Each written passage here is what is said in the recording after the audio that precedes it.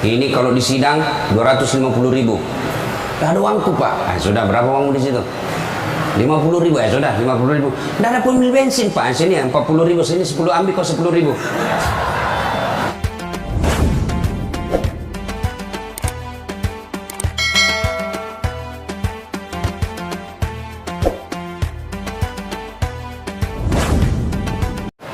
Orang kaya, orang miskin, raja-raja, rakyat biasa, jenderal.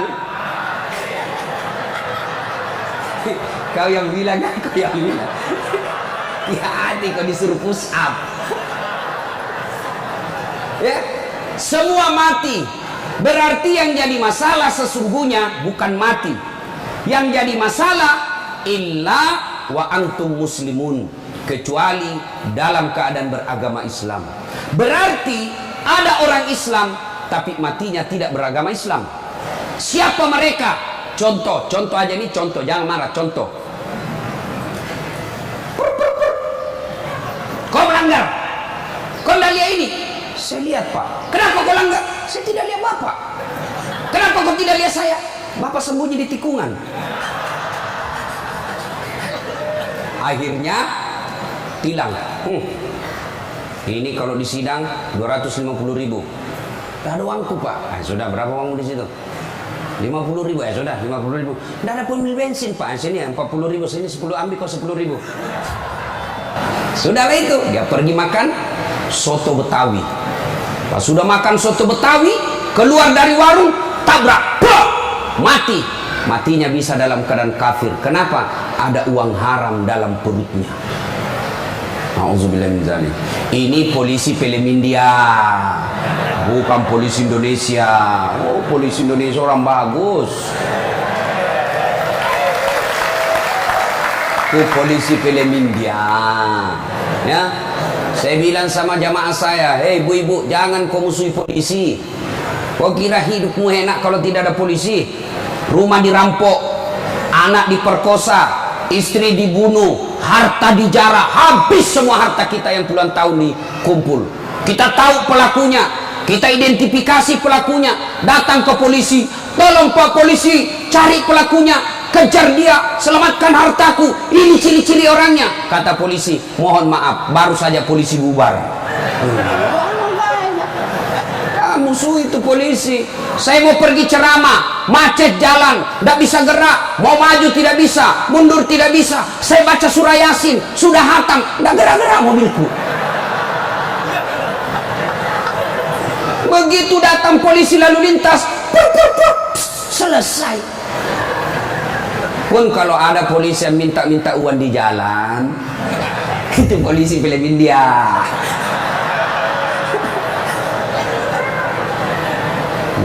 Wa qala idzan Bismillahirrahmanirrahim. Ya ayyuhalladzina amanu dukhulu fis-silmi kaffatan wa la tattabi'u khutuwatis syaitan innahu lakum aduwwum mubin. Wahai orang-orang yang beriman, masuklah engkau ke dalam Islam secara sempurna dan janganlah engkau ikuti langkah-langkah setan, karena sesungguhnya setan itu musuh yang nyata bagi kalian. Musuh kalian bukan polisi, musuh kalian bukan STM, musuh kalian bukan pemerintah, musuh kalian bukan ulama, musuh kalian adalah setan, di mana setan itu musuh yang nyata bagi kalian. Bu-ibu, halo ibu, waktu ibu terima undangan untuk datang pengajian pagi ini, setan kepanasan, setan menggoda, jangan kau datang, lebih baik kau tidur, jangan datang, jangan datang. Itu godaan setan. Alhamdulillah ibu bisa mengalahkan setan di rumah sehingga bisa datang di tempat ini. Apakah bapak-bapak polisi setelah duduk di masjid setan putus asa? Digodanya lagi kita. Tidak usah kau dengar ceramah, tidak usah kau dengar ceramah, pegang HP-mu, pegang HP-mu. Itu setan itu HP bos, setan. Mengalihkan perhatian. Orang ceramahnya siaran langsung juga, baru 3 penontonnya, pret. Simpan dulu HP bos, simpan dulu. Sudah dikasih tahu HP itu setan, masih dipegang HP-nya, bukan lagi temannya setan, tapi kau sudah jadi setan cilaka. Woi bu, simpan dulu HP. Woi, ibu-ibu yang pegang HP, saya doakan suaminya kawin lagi. Mau kau, bos, dengar dulu. Kenapa saya larang siaran langsung ketika saya ceramah? Dengar dulu penjelasan saya, serius. Saya tidak mau kalau saya lagi ceramah ada siaran langsung. Ya, saya ini dokter di bidang komunikasi, spesialisasi komunikasi massa. Saya belajar soal media pak, dan saya sekolah sampai ke luar negeri soal media massa. Saya pelajari itu, dokter saya di bidang itu. Setelah saya pelajari, netizen kita di Indonesia, masyarakat dunia maya namanya, itu ada orang cari uang dengan membuli public figure, ulama tentunya. Kenapa? Ulama banyak followernya, saya penonton saya 83 juta. Maka kalau dia datang serang saya, maka penonton saya 83 juta itu lari matanya ke channelnya dia dapat duit. Maka dia cari duit dengan cara membuli public figure. Contoh guru kita Abdul Somad, Ustaz, bagaimana hukumnya main catur? Beliau sebenarnya menjelaskan haram apabila azan berkomandan kalian masih main catur, haram. Tapi dipotong, akhirnya marah tukang catur. Saya juga ditanya, Dasat Latif, bagaimana hukumnya main catur? Haram. Kenapa bisa? Karena kau bunuh Perdana Menteri dan Raja. Ya haram lah. Nah, tolong simpan dulu HP-nya ya. Bisa? Bu ibu, nggak usah selfie, nanti selfie. Saya layani ibu sampai pagi selfie. Ini kan jamaah fans saya ini kan rata-rata ibu-ibu. Tapi ibu-ibu yang sudah muka-muka sakaratil maut.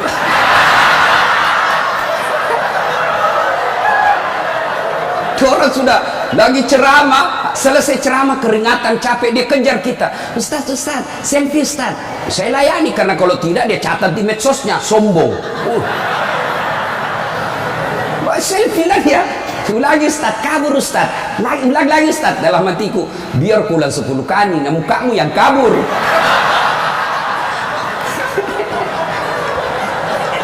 Simpan dia bu, boleh bu. Simpan HP pak, boleh? Boleh simpan HP-nya? Siap? Oke, kalau mau dengar ceramah saya, nonton saja nanti di YouTube saya. Ini ada nanti di YouTube, gambarnya lebih bagus, ya, suaranya lebih jernih. Kunjungi, jangan lupa like and share.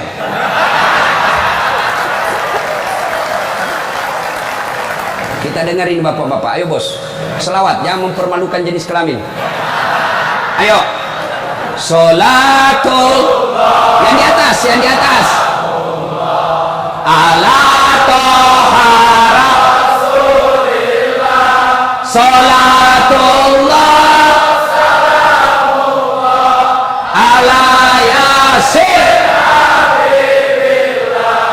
Ini baru suara brimob.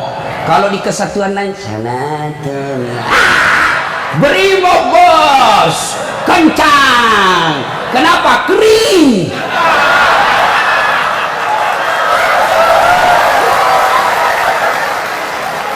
Saya ceramah ini gaspol atau rem-rem?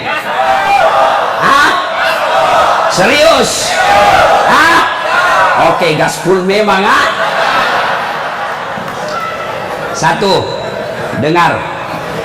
Satu, Nabi itu bos, belum lahir sudah yatim. 6 bulan dalam perut ibunya sudah wafat bapak beliau. Lahir baru 4 hari lahir diambil sama ibu susunya. 4 tahun. Usia 4 tahun baru dibawa ke ibunya, Siti Aminah. 6 tahun beliau pergi ziarah kubur. Waktu itu belum Madinah, belum Madinah namanya, tapi namanya Yasrib. Pergi pulang dari Madinah, di desa Afwa meninggal ibunya. 6 tahun bos. Ada di sini polisi 6 tahun yatim piatu? Coba angkat tangan.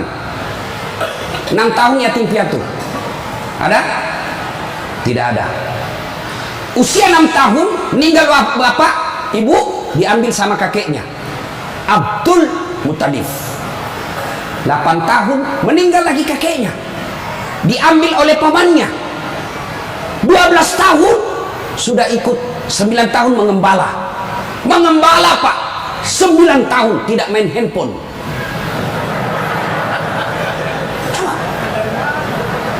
12 tahun perang, bukan perang agama tapi perang antar suku. 16 tahun dagang, bukan dagang dari Kelapa II ke Citos, Tanah Abang, bukan. Kenapa? Dari Mekah ke Syria, bukan naik pesawat, naik onta, padang pasir.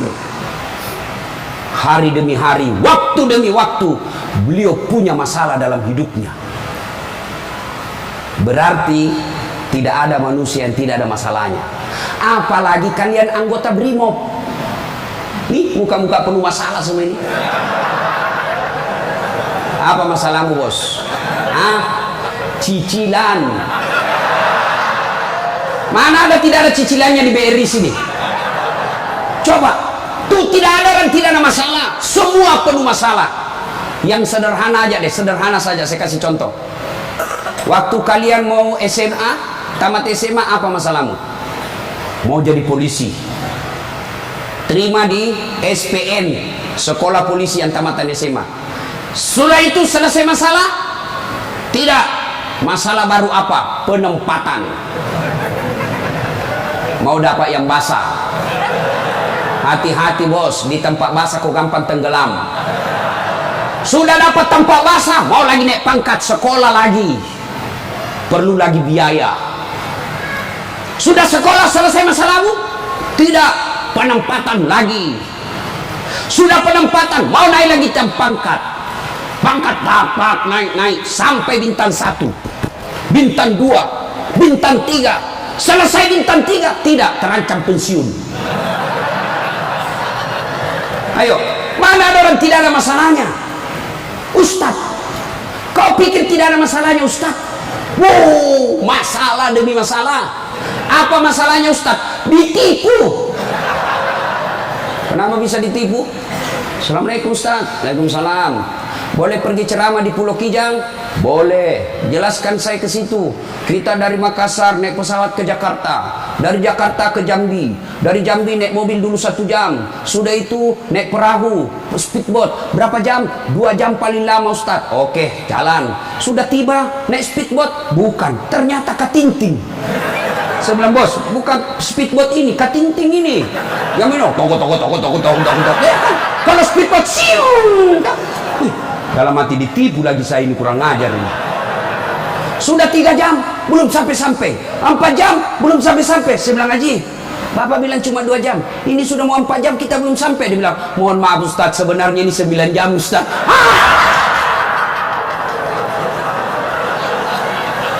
Kenapa Bapak bilang cuma 2 jam? Karena kalau saya bilang 9 jam, pasti Ustaz tidak mau terima cara saya.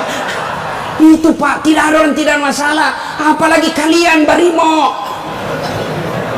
Ini bahasa Bugis. Dia bilang teman saya, Ustaz, kenapa itu orang Bugis kalau bicara selalu ke yang G? Oh, itu orang Bugis pinggiran. Kalau kami ini Bugis modern.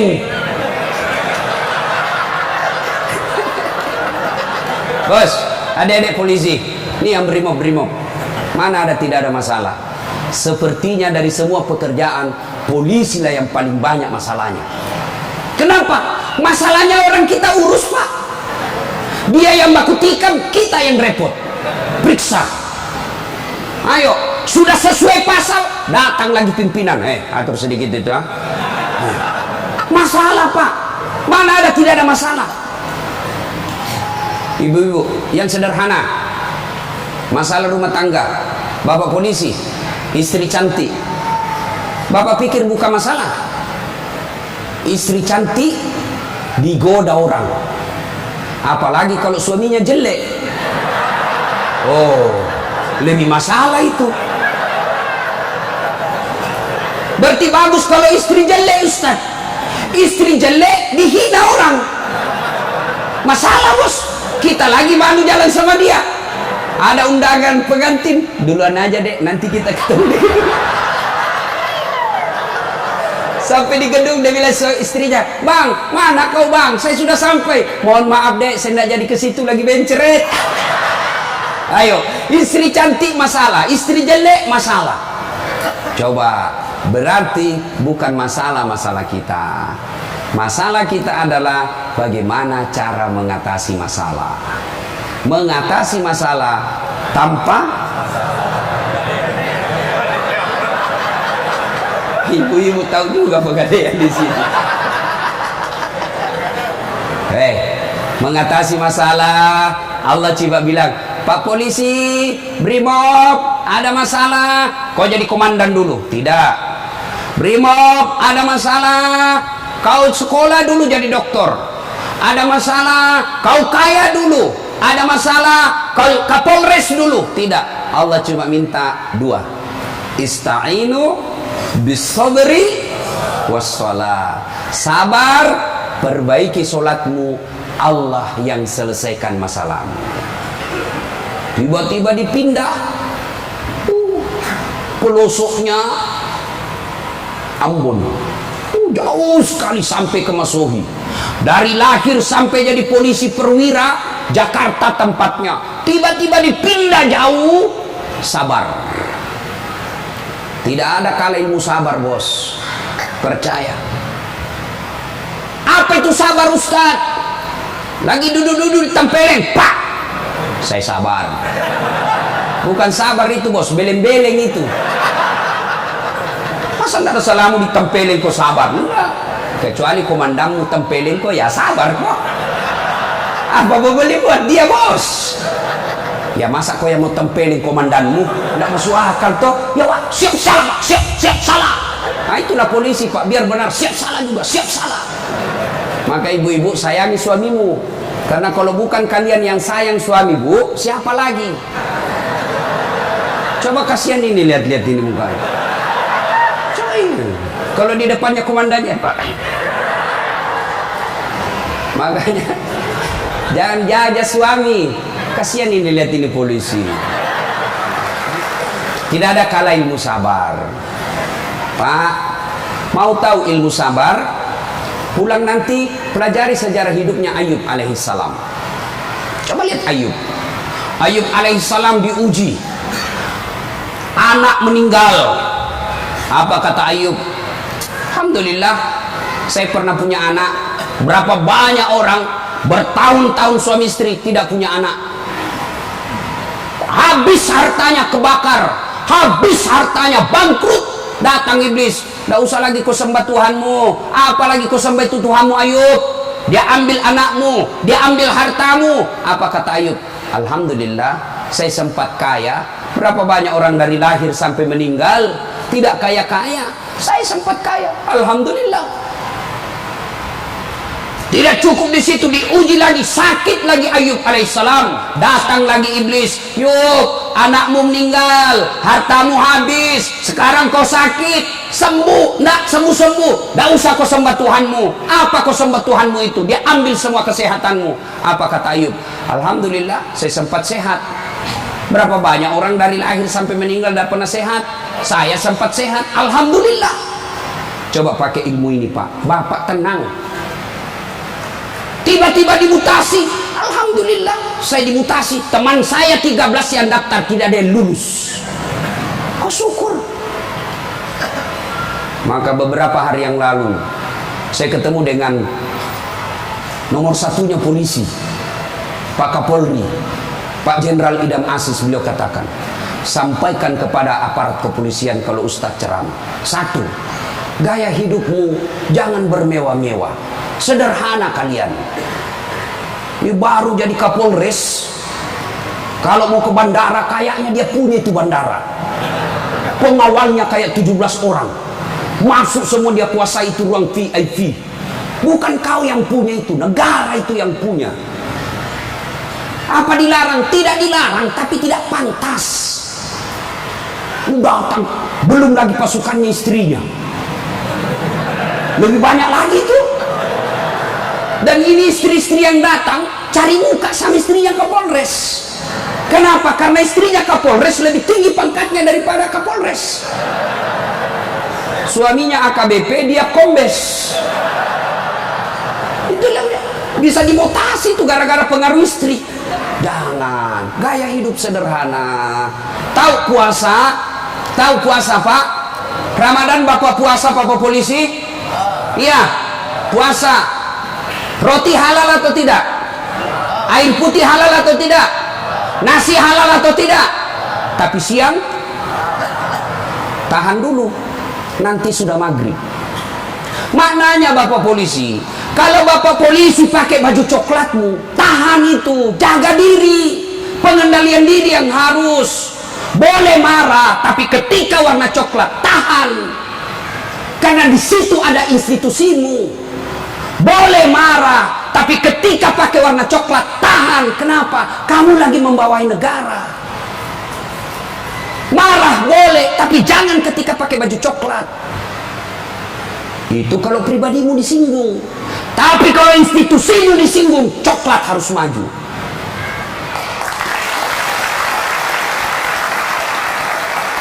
Kalau kamu unjuk rasa, cuma unjuk rasa diludahi, anggap saja itu angin lalu. Biasa, bos.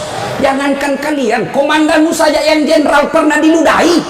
Ketika juga seperti pangkat kalian. Ini kamu baru merah satu dilempar.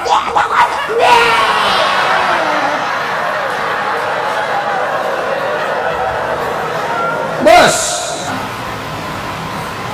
Rasulullah Pak pergi sholat jamaah, diludahi dari atas.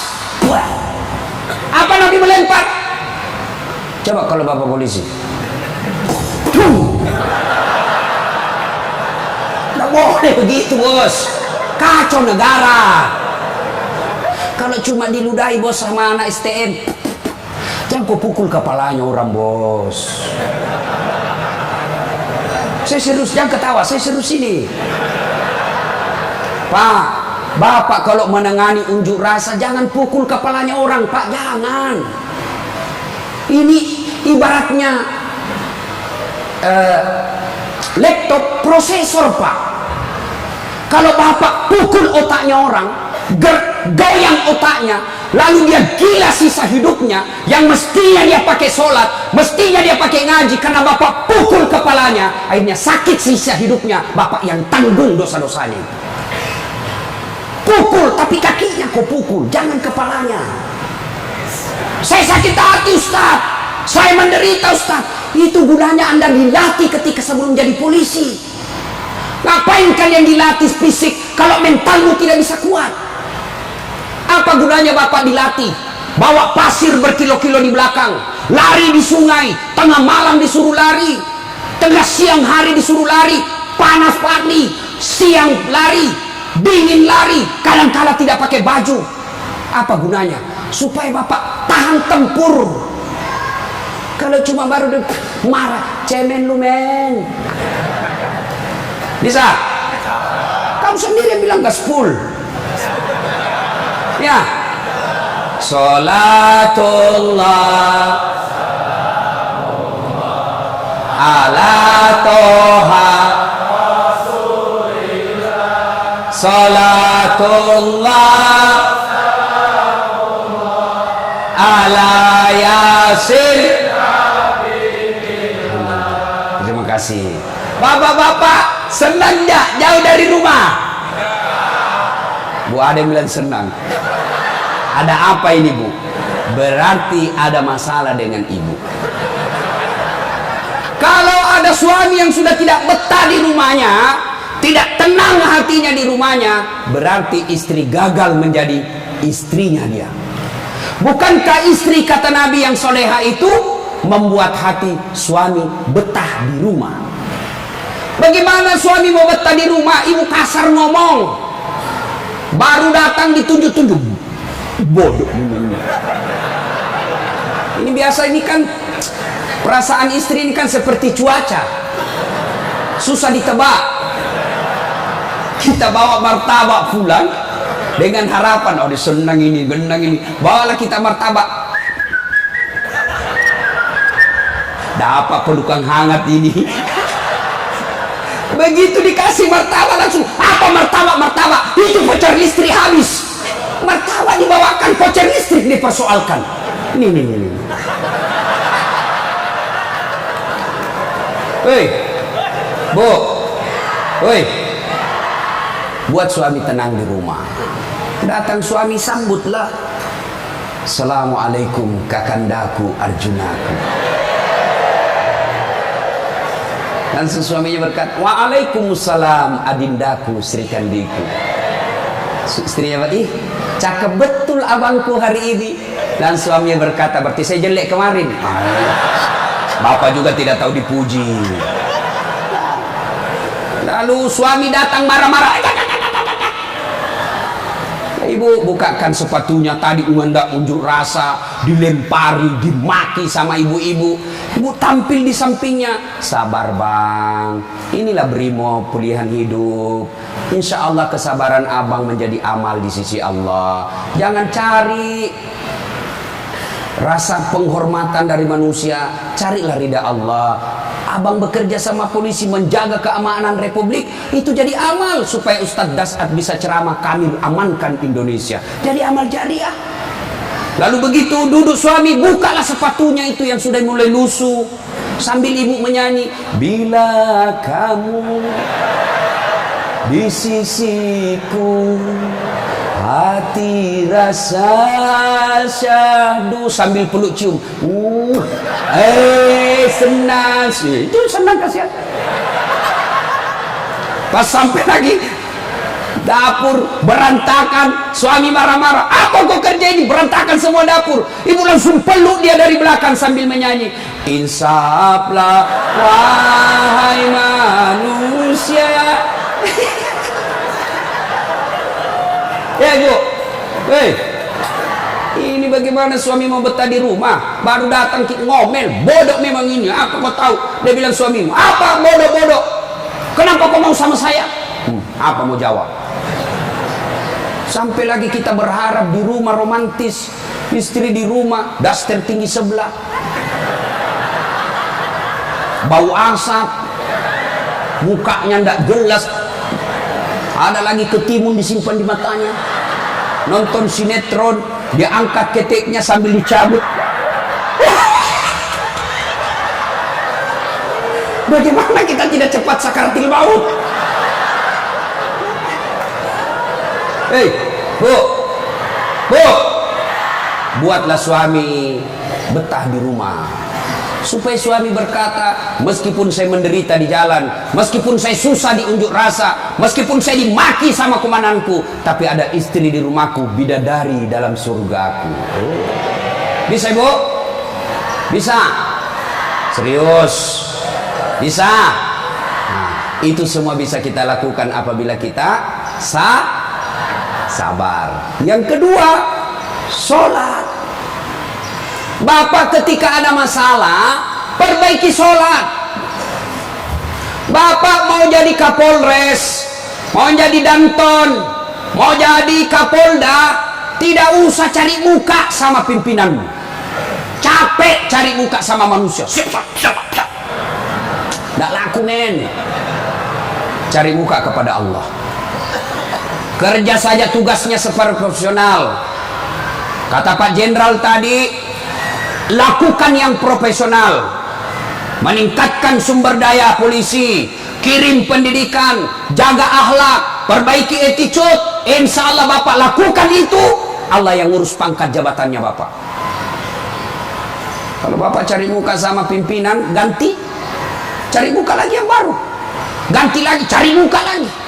Lebih baik Bapak perbaiki kerja sebagai polisi, tegakkan aturan dengan kepolisian, jaga harkat dan martabat institusi kita, biar Allah yang jaga kita punya. Sholat Pak. Saya kasih contoh Pak, kalau Bapak dipanggil sama jenderal, ada kan ajudannya jenderal kan? Coba lihat kalau ke jenderal panggil, Pak Dan, komandan panggil, ajudan, itu ajudan biar lagi tidur, langsung lompat, siap komandan. Ada kuaci di mulutnya, siap. Kalau perlu dia telan itu kuaci di mulutnya. Ada kira-kira ajudan dipanggil, ajudan, tunggu dulu Pak, diinjak lehermu bos. Tidak bisa. Padahal ini jenderal ada pensiunnya, jenderal ada mutasinya, tapi kenapa kita terlalu takut? Lalu kenapa ketika Allah yang memanggil kita, hayya 'alas shalah, apa kita jawab? Tunggu. Ya sudahlah, kau kata Allah, ya sudah, urus sudah itu dulu. Maka jangan heran 20 tahun Bapak jadi polisi tidak bisa lepas dari kredit. Kenapa? Bapak nganggap enteng sama yang punya dunia. Saya sholat Ustaz. Betul Bapak sholat, tapi main-main. Allah karena budu iya karena istan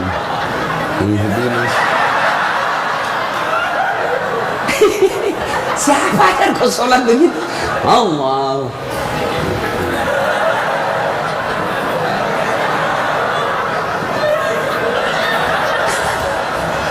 Atau ada ibu-ibu yang tanya saya, Ustaz, boleh ke itu sholat tidak pakai BH? Kenapa? Panas di kompleks Ustaz, tidak ada kipas angin, tidak ada AC. Boleh, boleh, tapi tidak beradab namanya. Ibu ketemu sama jenderal tidak pakai BH, boleh enggak? Iya jenderal.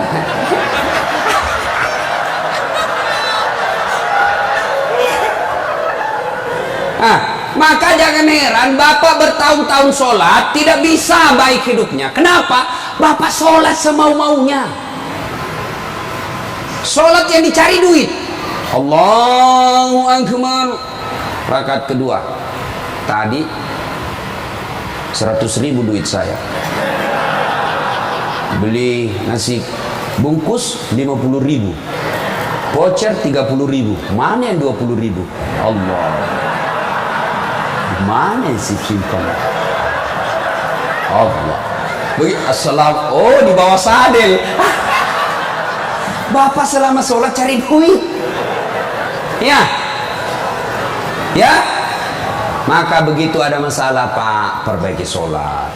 Di komplek kita ini, tiba waktu azan, Bapak tidak latihan dan tidak sibuk, datang ke masjid. Sudah sampai ke masjid, yang dari sana, yang dari pintu sana menghadap kemana? Menghadap kemana? Kemana? Barat. Mau orang Sulawesi, mau orang Jawa, orang Papua, orang Medan datang ke masjid, menghadapnya sama ke barat. Tidak mengatakan orang Sulawesi Selatan dia menghadap ke selatan, dia orang Jawa Barat dia menghadap ke barat. Tidak. Nah, itulah makna pentingnya amanah dari jenderal kita tadi. Kita ini satu kesatuan. Tidak boleh ada berkata polisi Bugis, tidak boleh berkata polisi Jawa, polisi Papua. Tidak. Anda kalian adalah polisi Republik Indonesia. Coba lihat kalau Bapak sholat, boleh enggak pakai bahasa masing-masing? Boleh? Enggak boleh, kacau Pak. Coba kalau kita sholat pakai bahasa masing-masing. Yang jadi imam keturunan Arab. Allahu Akbar. Makmum brimob dari Bugis, dia takbir pakai bahasa Bugis. Pungallahu ta'ala malepo. Nah, ribut kan orang langsung. Datang lagi orang Padang, dia takbir Allah nan gadang. Lah, tidak balik lagi. Padang. Mana ada lagi jamaah Allah ganal bujur. Kutai. Terakhir anak gaul dari Betawi. Allah gede banget gitu loh. Kacau kan? Begitu juga di polisi. Kalau rakyat Indonesia saja selalu disampaikan jangan berpecah belah, jangan bertengkar, kalian satu rakyat Indonesia. Apalagi polisi harus lebih bersatu. Jangan rakyat kita bersatu, polisi berpecah belah.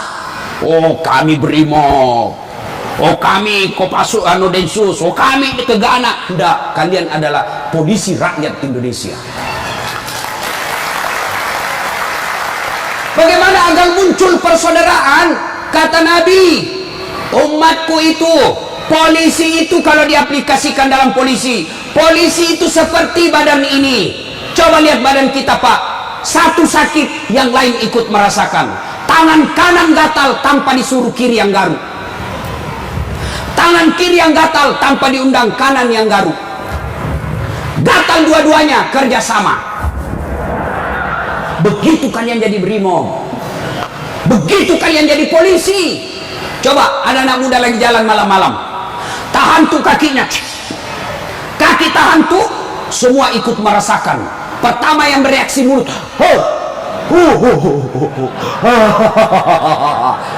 yang kedua bereaksi apa? Mulut meniup, tangan mengusap, mata mencari mana yang luka, padahal kaki bermasalah. Tidak ada orang berangkat malam-malam, tahan tuh kakinya, rasa kau, jalan lagi, jalan kau lagi, jalan lagi. Begitu mestinya menjadi polisi. Beda kesatuan, tapi satu tugas, mengangkat citra dan martabat polisi Republik Indonesia. Ya, bersaudara. Tadi sama Pak Wadan, Jenderal saya bilang, beliau ini kan gersang. Lalu beliau katakan, betul gersang, tapi kami banyak teman. Kalau kalian mau kaya, perbanyak teman. Saya juga begitu Pak. Saya ini tidak banyak duit, tapi banyak temanku banyak duitnya. Ada Pak Kapolri, ada polisi macam-macam. Dia bilang, Pak Kapolri, bawa ini kartu nama aku Ustaz, simpan depannya, langsung dia hormat sama Ustaz. Aman Jenderal. Makin banyak teman, makin gampang urusan selesai. Saya Pak, saya tidak banyak duit, tapi banyak teman saya. Di Makassar hampir tidak pernah laku duit saya. Di mana-mana saya gratis. Makanya istri saya senang betul kalau saya ke pasar. Baru saya turun dari mobil, ada yang teriak, Assalamualaikum Ustaz. Aman dan terkendali. Sahabatnya ambil sayur, ada isi ikan. Berapa Ji? Nggak usah Ustaz. Nggak enak. Berapa? Nggak usah. Padahal dalam hatiku, memang itu yang kutunggu. Ayo Pak. Dua, banyak teman, gampang selesai masalah. Saya pergi perpanjangan SIM di Polres. Baru saya turun dari mobil, keluar Kapolres. Assalamualaikum Ustaz. Siap Komandan. Ada apa ini Ustaz? Perpanjangan SIM. Panggil Kasat Lantas. Bantu ya, selesaikan cepat. Jangan kau minta uangnya Ustaz. Dosa uang Ustaz kau makan.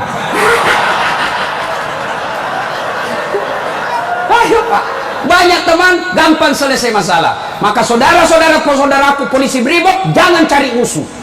Kalau pribadi kalian yang dihina, selama kalian tidak terancam jiwamu, pasrahkan dirimu sebagai aparat kepolisian, insya Allah kesabaranmu menjadi amal di sisi Allah. Kecuali jiwamu sudah terancam, maka silahkan lakukan apa yang diajarkan oleh protap organisasi kalian. Bisa? Berikutnya, cintai keluarga. Ini pesannya Pak Kapolri. Sederhana dalam hidup. Syukuri diri sebagai anggota polisi. Ini perlu saya ulang lagi. Bapak-bapak ini harus bersyukur sebagai orang polisi, anggota kepolisian Republik Indonesia. Kenapa bisa Ustaz? Saya kasih contoh. Bapak-bapak, halo Pak polisi, boleh enggak pakai songkok begini? Boleh? Boleh, malah dicintai rakyat kalau Bapak polisi jalan pakai songkok. Boleh Bapak pakai gamis seperti ini? Boleh. Boleh pakai serban? Boleh. Tapi boleh enggak das atletik pakai bajunya komandan? Pak Jenderal, ditangkap saya Pak, polisi gadungan. Maka syukuri bajunya Bapak. Ini tidak semua orang bisa pakai bajunya Bapak coklat itu. Maka syukuri dengan cara apa? Angkat harkat dan martabatnya, tingkatkan profesionalisme, tingkatkan ilmu kalian, lalu jaga institusi. Kalau pribadi dihina, selama itu tidak menyentuh keselamatan jiwa kita, sabar saja. Insya Allah kesabaran itu, innallaha ma'as sabirin. Allah bersama dengan orang-orang yang sabar. Dan yang ketiga pesan Pak Jenderal, Pak Kapolri, apa pesan beliau? Berbuat baiklah kepada keluarga yang setiap hari mendoakan. Ini istri-istri kita. Bapak-bapak, istri, dia tinggalkan kampung halamannya di Jawa. Dia tinggalkan kampung halamannya di Sulawesi. Ikut ke suaminya sebagai polisi. Lalu kenapa ketika ikut kita sengsarakan, kita tipu, alasan rapat, ternyata pergi merapat. Teman selingkuhnya ditulis namanya di handphone komandan. Nah ini juga kalau ibu-ibu suka periksa HP. Makanya ibu jangan suka periksa HP-nya suami. Bagaimana kita tidak bohong? Setiap kita pulang kau periksa semua. Ada ibu-ibu tanya saya di Makassar, Ustaz, bagaimana supaya suami sehat jantungnya tidak serangan jantung? Apa doanya? Saya bilang, tidak usah kau baca doa. Bagaimana caranya Ustaz? Jangan lagi periksa suamimu punya HP. Semakin sering kau periksa, makin tekanan jantung dia. Apalagi kalau dia lupa pasang passwordnya. Sampai ada kemarin di warung kopi curhat sama saya, Ustaz. Ternyata itu handphone berpengaruh terhadap tingkat kehusuan salat. Gimana caranya? Saya lagi takbir, Ustaz, baru takbir pertama, rakaat pertama, Allahu Akbar. Bunyi handphone saya. Dan itu ada istriku di samping, Ustaz. Baru rakaat pertama, masih 3 rakaat ini, Ustaz. Mati tidak apa diangkat istriku, mati tidak bisa husu. Istrinya langsung ngomong dari samping, ya sudah lanjutkan saja, husu saja, saya tidak angkat ini HP-mu.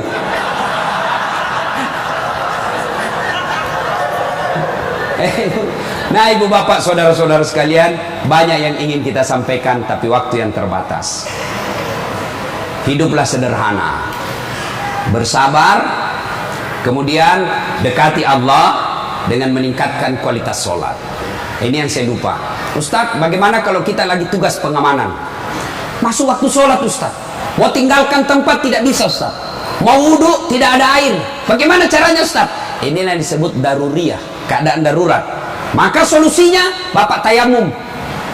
Saya ajarkan tayamum. Lihat Pak Polisi, ini baju dilinting naik ke atas. Kalau bapak pakai lengan panjang, ya, linting sampai atas. Lalu sudah itu letakkan telapak tangan di dinding, atau di dinding mobil boleh Pak, dinding mobil, kacanya mobil, dindingnya kah boleh. Atau kalau bapak ada pasir, letakkan telapak tangan di pasir. Sudah itu bertepuk. Jangan langsung begini Pak.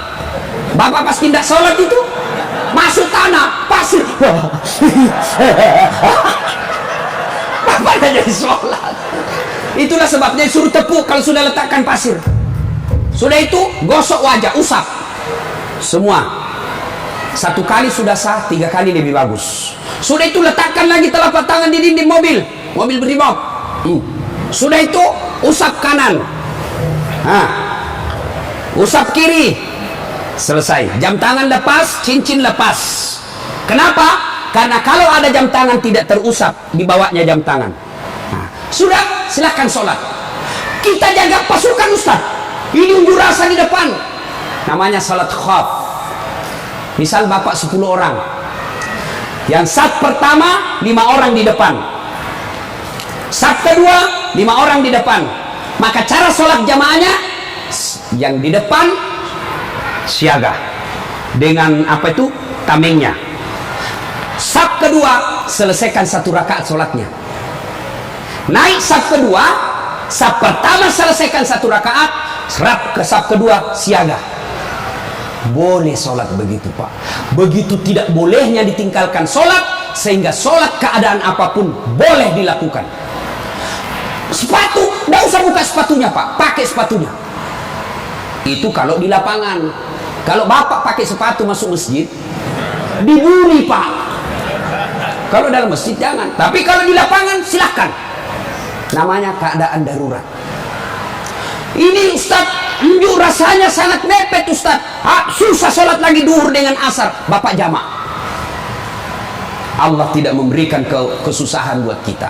Begitu pentingnya sholat, ya? Maka ibu bapak saudara-saudara sekalian, ketika bapak ibu dekat dengan Allah, maka Allah akan mencintai bapak ibu dengan derajat maqamam mahmuda. Saya angkat derajatnya. Ibu bapak saudara-saudara sekalian, inilah tausiah kita pada taklim kita kali ini. Mudah-mudahan ada manfaat. Terima kasih Pak Jenderal yang telah memberikan waktu saya untuk datang di tempat ini. Saya berharap mudah-mudahan bapak-bapak polisi ditingkatkan kesabarannya, dikuatkan imannya, kemudian dibahagiakan keluarganya. Biar bapak tinggi pangkat, biar bapak punya duit banyak, tapi istri membangkang, anak narkoba, demi Allah, Allah telah mencabut kebahagiaan hidup Bapak. Dan itu penyebabnya bukan karena Allah tidak cinta kepada Bapak, tapi karena Bapak jauh dari agama. Dekat dengan agama, maka Allah akan pelihara Bapak Ibu. Bukan hanya pangkat jabatan yang dipelihara, tapi insya Allah dipelihara sampai ke akhirat. Tidak ada pilihan lain kecuali kita mendekatkan diri kepada Allah. Pangkat jabatan yang kita miliki ini Pak, wa mal hayatud dunya illa mataul ghurur, hanya perhiasan saja, canda gurau saja ini. Ini hanya sandiwara yang pasti kita akhiri. Karenanya, jadilah polisi Republik Indonesia yang terus-terus bersinar menyinari rakyat Indonesia, sehingga Bapak menjadi polisi yang bukan saja dicintai oleh negara, tapi juga dicintai oleh seluruh rakyat Indonesia. Dan itu jalan keluarnya tidak ada lain kecuali mendekatkan diri kepada Allah Subhanahu wa taala.